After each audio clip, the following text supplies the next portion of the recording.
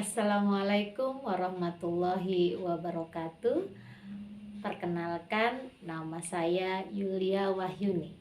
Saya adalah salah satu guru di SMA Negeri 3 Palembang, Sumatera Selatan.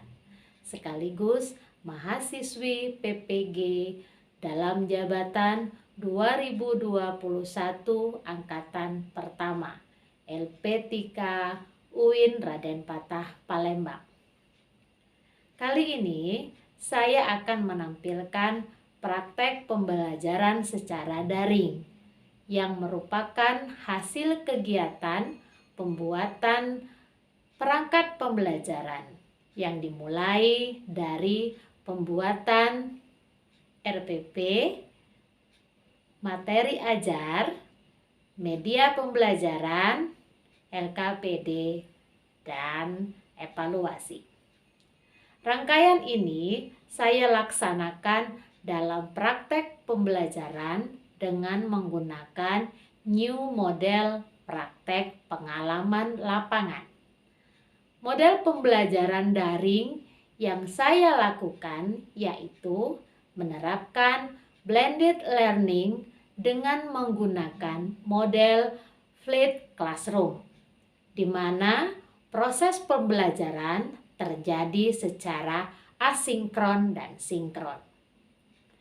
Dalam pembelajaran daring asinkron dengan menggunakan learning management system berupa Google Classroom dan juga WhatsApp Group, di mana pembelajaran tersebut peserta didik dapat membuka kontrak belajar, mengisi daftar hadir, mendownload dan mengamati video pembelajaran, serta mengerjakan LKPD dan evaluasi, di mana kesemuanya itu dapat diakses peserta didik di mana saja pada waktu yang telah terjadwalkan. Kemudian, pada saat pembelajaran daring sinkron, saya menggunakan aplikasi Google Meet ataupun Zoom Meeting sebagai media presentasi peserta didik dan pemberian penguatan materi ajar. Berikut adalah video praktek pembelajaran yang saya lakukan.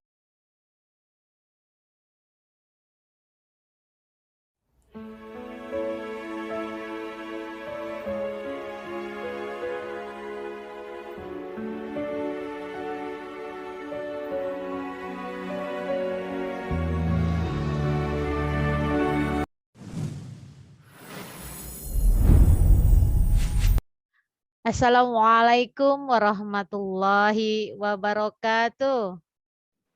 Waalaikumsalam warahmatullahi wabarakatuh. Oke, alhamdulillah. Bagaimana kabarnya hari ini, Nak? Alhamdulillah baik, Bu. Alhamdulillah. Coba Abdul Azhan pimpin doanya dong sebelum kita mulai pelajaran kita hari ini. Sebelum kita memulai pelajaran kita pada hari ini, ada baiknya kita berdoa bersama. Doa mulai.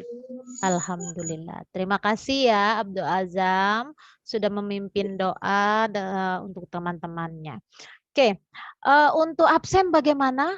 Sudah kalian isi di Google Classroom? Sudah, Bunda. Oke, Bunda langsung ke materi kita pada hari ini. Tapi Bunda mau mengingatkan materi yang lalu tentang apa? Yang sudah Bunda share? Perilaku taat, Bunda. Wih, good, Laura. Perilaku taat, terus apa lagi? Kompetensi dalam kebaikan dan Etos kerja. etos kerja. Good. Pendidikan agama Islam dan budi pekerti, toleransi sebagai alat pemersatu bangsa. Ini temanya ya. Nah, nanti kita akan membahas Quran surat Yunus ayat 41 40 dan 41 dan surat Quran Al-Maidah ayat 32. Terus bagaimana nih materinya? Nanti Bunda share ini PPT-nya, kalian silakan ikuti ya. Oke.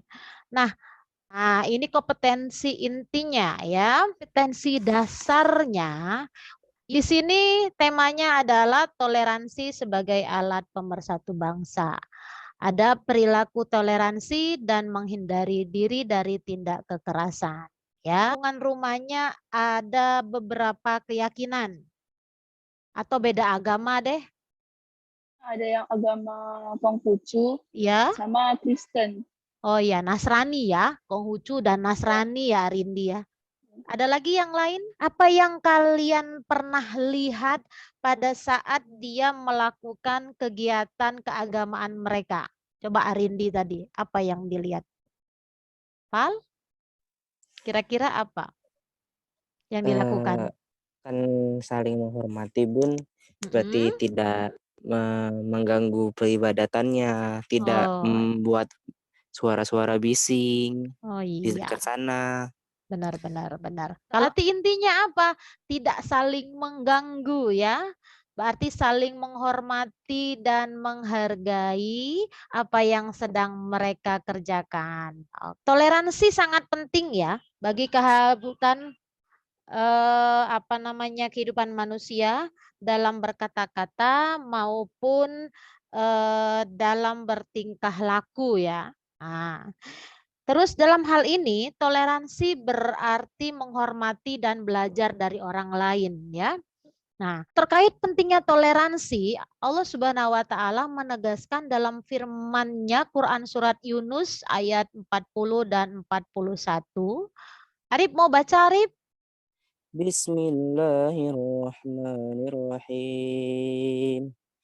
Wa minhum man yu'minu bihi wa minhum man la yu'minu bih wa rabbuka a'lamu bil mufsidin. Sadaqallahul azim. Terima kasih.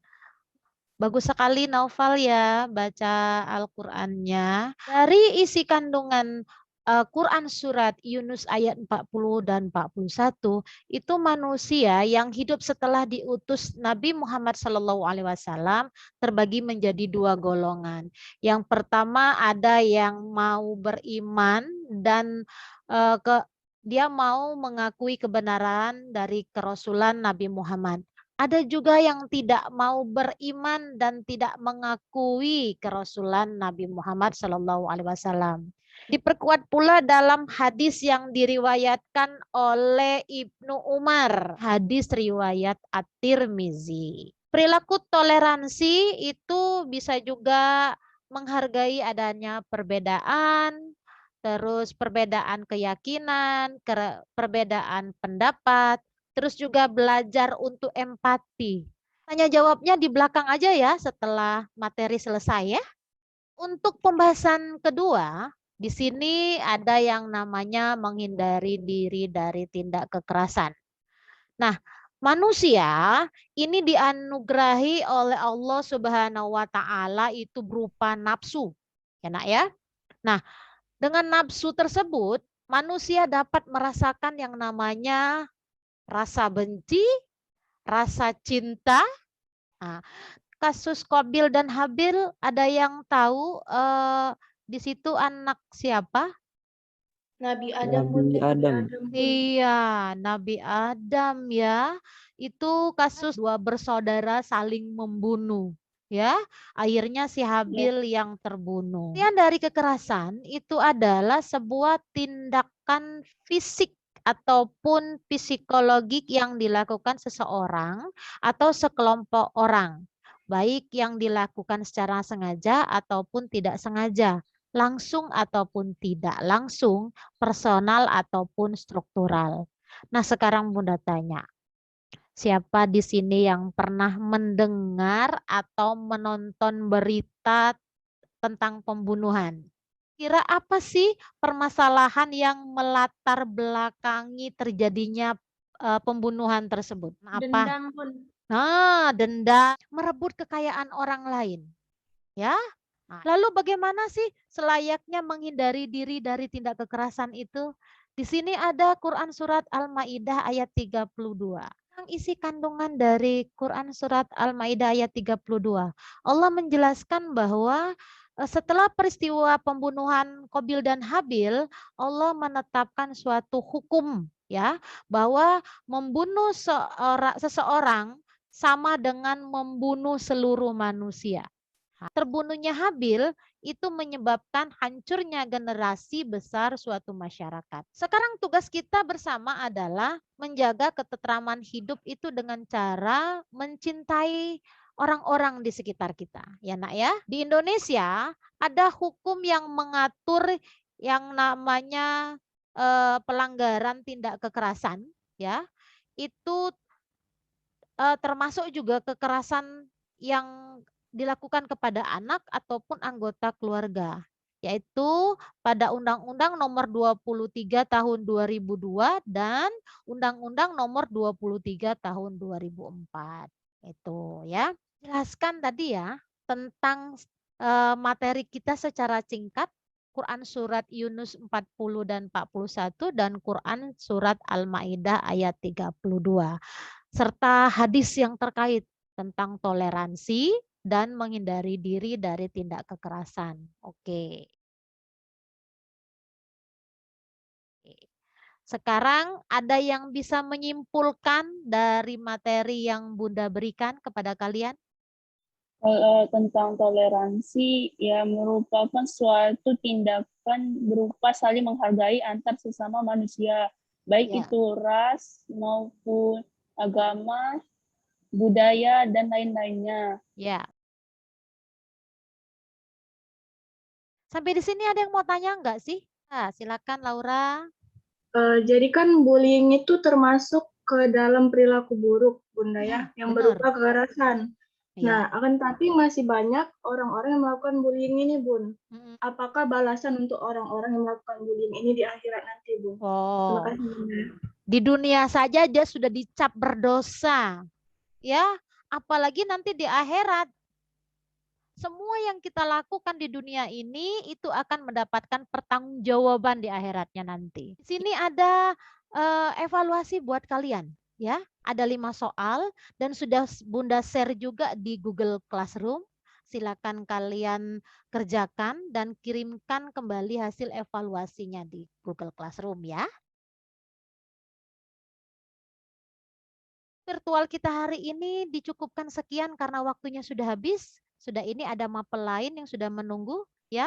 Insya Allah kita akan bertemu di virtual berikutnya karena kita masih sekolah secara daring ya. Materi yang selanjutnya Bunda akan membahas tentang Al-Quran sebagai pedoman hidup. Kalau begitu sebelum Bunda akhiri ya keep spirit, stay safe and healthy.